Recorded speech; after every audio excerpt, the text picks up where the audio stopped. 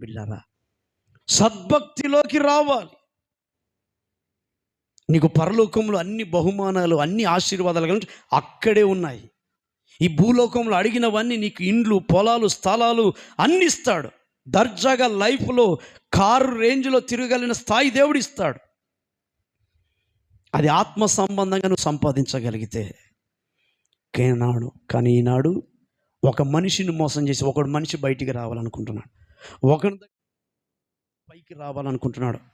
ఒకరిని కిందికి అనగదొక్కితేనే కానీ ఇంకొకడు పైకి రాలేని పరిస్థితి, ఒకడు ఎదిగితేనే కానీ ఇంకొకడు ఓర్వలేని పరిస్థితి అయిపోయింది ప్రపంచం.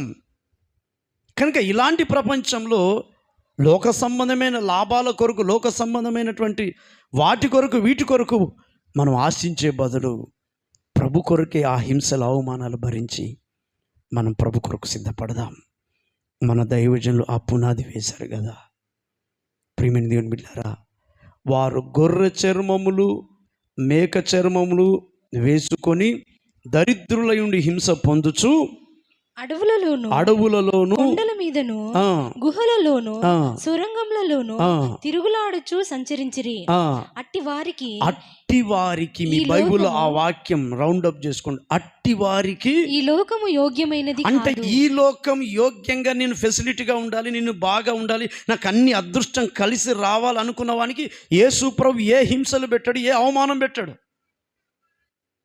అట్టి వారికి ఈ లోకం యోగ్యమైనదిగా కనబడుతుంది. అయితే యోగ్యమైనదిగా కాకుండా మేము దేనినైనా భరిస్తాం, అప్పగించుకుంటాం అని ప్రభు కొరకు ముందుకు కొనసాగేవాడు నిందలైనా అవమానాలైనా ఎటువంటి పరిస్థితులైనా నా ప్రభు కొరకు నేను నిలబడతానని అడ్జస్ట్ అయిపోయి బ్రతికేవాడు నిజమైన సద్భక్తిలో నిలబడతాడు.